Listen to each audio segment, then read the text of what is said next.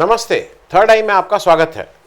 मोदी जी की US Egypt visit और जलता मणिपुर, आज इस पे बात कर लेंगे क्योंकि मोदी जी अमेरिका गए थे। वहाँ से बहुत सारा हम लोगों ने ऑर्डर अमेरिका को दिया जिससे अमेरिका में बहुत काम निकलेगा, उनको एम्प्लॉयमेंट मिलेगा, हिंदुस्तान को कोई फिफ्थ जनरेशन या कौन सी जनरेशन का इंजन मिल जाएगा, इत्यादि इत्यादि। टेक्नोलॉजी ट्रांसफ़र होगा, अद्भुत बात है। अमेरिका तो अद्भुत है, लेकिन मोदी जी इजिप्ट भी चले गए। जो भारतीय प्रधानमंत्री रहे हैं उनका इंटरनेशनल विजिट एक एजेंडा रहता है। नेहरू जी तो फॉरेन मिनिस्टर पूरे टाइम खुद ही रखा, फॉरेन मतलब विदेश मंत्रालय अपने पास रखा था। मोदी जी के समय में कहने को तो एक विदेश मंत्री होता है। सुषमा स्वराज जी उनके पहले टर्म में थी 2014 से 2019, और अब जयशंकर साहब हैं। लेकिन for all practical purposes Modi ji ही वो रहते हैं। मोदी जी का मैं थोड़ा इसलिए बता दूं कि इस विदेश दौरे से क्या क्या फ़ायदा होता है, क्या क्या नहीं। मोदी जी अभी तक कुल 69 फॉरेन विजिट्स हुई हैं, 69, और दुनिया के 65 देश में वो हो आए हैं, 65 देश। तो अच्छा, इसमें एक फिगर और इंटरेस्टिंग है। मोदी 2014 में 7 ओवरसीज़ विजिट, 15 में 12, 16 में 7, 17 में 7, 18 में 13, 19 में 11, 20 में नील। 20 में गए नहीं मोदी जी कहीं विदेश, मतलब ये थोड़ी नाइंसाफ़ी है। 21 में 3, 22 में 7, 2023 में 2। ये कुल 69 फॉरेन विजिट हैं। एक विजिट में 3-3, 4-4 जगह जाते हैं। जैसे जब वो 2023 में जापान, ऑस्ट्रेलिया, पपुआ न्यू गियाना, इन सब जगह जब गए थे तो वो तीन देश थे, लेकिन विजिट एक ही मानी गई। इसी तरह से ये भी विजिट एक काउंट हुई, लेकिन यूएसए और इजिप्ट। तो अच्छा, मैं और बता दूं, आने वाले अभी जुलाई में फ्रांस जा रहे हैं, अगस्त में डरबन जा रहे हैं साउथ अफ्रीका, और सितंबर में इंडोनेशिया जा रहे हैं। उसके बाद मेरे ख्याल में इलेक्शन तक रुकेंगे। एक और इंटरेस्टिंग चीज़ है, ये 69 में करीब 47-48 ये पहले टर्म में गए थे, 2014 से 2019 के बीच। उसके बाद कोविड की वजह से, और मालूम नहीं, मतलब जब भारत विश्व गुरु बन रहा है, जब भारत को देश पूरे दुनिया की लीडरशिप मिल रही है, तो हमने बाहर जाना कम क्यों कर दिया, क्योंकि उसके बाद हम करीब अभी 20 गए हैं। 14 से 19 के रिकॉर्ड को तो नहीं तोड़ पाएंगे। ये एक चीज़ और समझने वाली बात है कि अभी जब हम इजिप्ट गए तो बहुत से लोगों को क्यों इजिप्ट क्यों, तो इजिप्ट क्यों मैं बताऊँगा। उससे पहले बता दूँ, मोदी जी के ये 26 साल बाद हिंदुस्तान का कोई राजनयिक वहाँ गया है इजिप्ट, और इसका एक बड़ा कारण ये था, और जो मुख्य कारण, बड़ा नहीं, केवल कारण क्यों इजिप्ट गए, ये बहुत से लोगों को ये समझ में नहीं आ रहा कि Modi ji of all the places Egypt क्यों। कुछ लोगों को लगता है बहुत सुंदर जगह है, कुछ लोग कह रहे हैं मुस्लिम कंट्री है, इत्यादि इत्यादि। लेकिन इसका जो मूल तथ्य है वो ये है कि वहाँ के जो राष्ट्रपति थे जनाब अब्दुल फतह अल सीसी, वो हमारे रिपब्लिक डे परेड के मुख्य अतिथि थे। 2023 में 26 जनवरी को जो हमारी परेड हुई, उसके मुख्य अतिथि इजिप्ट के प्रेसिडेंट साहब थे। अब कन्वेंशन ये होता है कि जो प्रेसिडेंट जब यहाँ मुख्य अतिथि बनता है तो वो हमारे प्राइम मिनिस्टर को अपने देश में बुलाता है, ये कन्वेंशन है।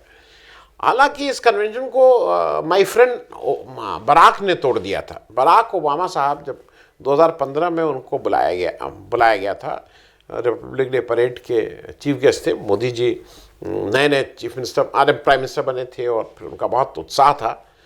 लेकिन ओबामा जी ने मालूम नहीं क्यों, जो भी क्या समझ के, मोदी जी को वापस यूएसए इनवाइट नहीं किया था। That was for the first time कि ये इनविटेशन नहीं आया था। अब उसकी अलग अलग स्टोरी हैं। जो यूएस में कुछ लोगों का कहना है कि वो थोड़ा मोदी जी को बुरा लगा और उसकी वजह से उन्होंने स्टेट विजिट के लिए इंसिस्ट किया, इत्यादि इत्यादि। अब जब मोदी जी इजिप्ट गए तो उन्होंने वहाँ बिल्कुल खुले मन से गोल टोपी वाले लोगों से भी गले मिले। अच्छा, एक चीज़ और हुई, यूएसए में ऐसा कहा गया था कि डॉक्टर रुचिरा गुप्ता हैं, उन्होंने अपने इंटरव्यू में कहा कि शायद यूएसए में मोदी जी से कहा गया था कि आप गले बहुत मत मिलिएगा, ये it doesn't gel with them. हालांकि बाइडन से वो एक जगह गले मिल ही लिए। लेकिन इजिप्ट में मैं एक छोटी सी क्लिप आपको दिखाऊंगा। मोदी जी वो इजिप्ट के भाई साहब हाथ बढ़ाते रह गए। मोदी जी ने कहा कि भाई हमारा बिना गले मिले तो प्रेम नहीं दिखता है ना। दोनों देशों की प्रगाढ़ता, मित्रता बिना झप्पी डाले नहीं हो सकती। तपाक से उनका हाथ बढ़ा रह गया, मोदी जी ने ठीक से उनसे झप्पी पा ली। खैर, अब एक मुस्लिम देश में मुसलमान के साथ इतना गले लगने पे संजय सिंह, जो ये आम आदमी पार्टी वाले हैं, इन्होंने एक अजीब सा ट्वीट किया है।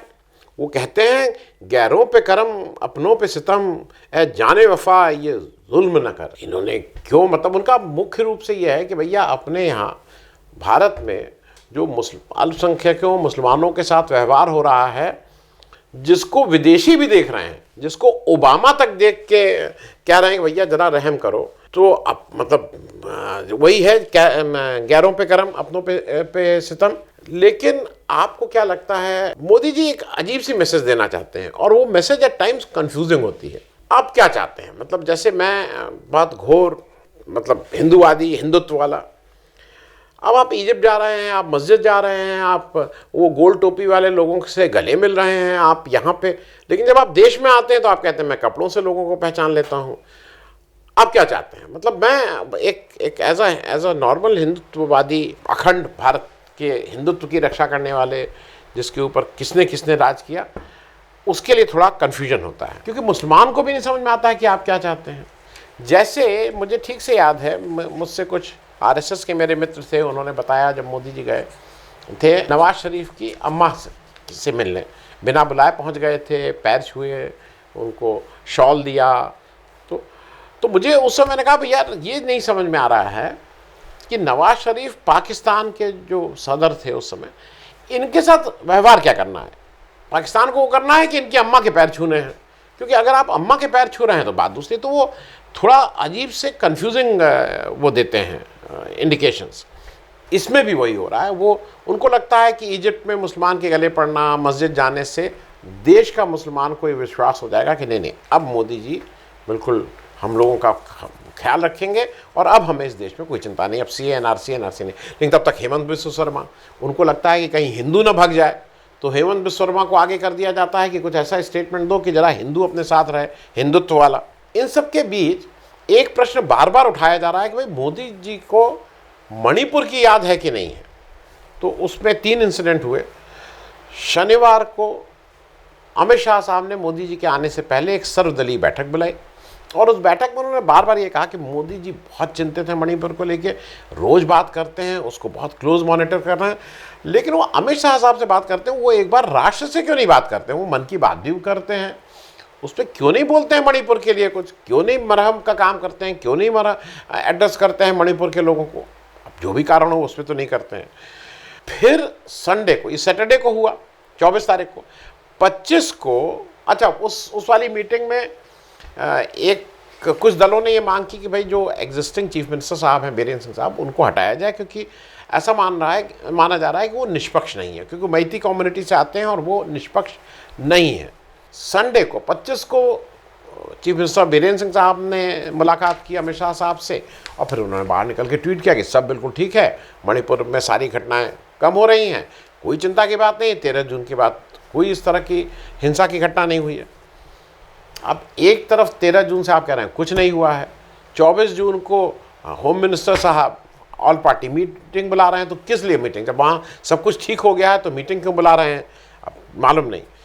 मोदी जी आ गए, अब मोदी जी आ गए आज सोमवार को, तो आज तुरंत मोदी जी ने अमित शाह साहब के सूत्र से आया कि मोदी जी को उन्होंने मणिपुर पे पूरी तरह से मुलाकात करके ब्रीफ किया है। इधर एक शनिवार को एक इम्पॉर्टेंट घटना हुई है और वो मैं इसलिए कह रहा हूँ कि उस पर हमको, आपको, देश को भी सोचना होगा। शनिवार को जो सुरक्षा बल थे उन्होंने 12 KYKL कांगलाई, एक यावोल के एक ग्रुप है वहाँ, उनका मतलब अलगवादी कह लीजिए, आतंकवादी कह लीजिए, उस ग्रुप के 12 लोगों को पकड़ा था। उन 12 लोगों में एक सेल्फ स्टाइल्ड लेफ्टिनेंट कर्नल मोरंगथेन थाम्बा उर्फ उत्तम जी भी थे, वो अपने को लेफ्टिनेंट कर्नल बताते हैं। अब इनका यह है कि ये मास्टरमाइंड थे, 2015 में 18 सैन्य कर्मियों को घात लगा के मार दिया गया था, वो शहीद हो गए थे, उसके मास्टरमाइंड ये उत्तम हैं।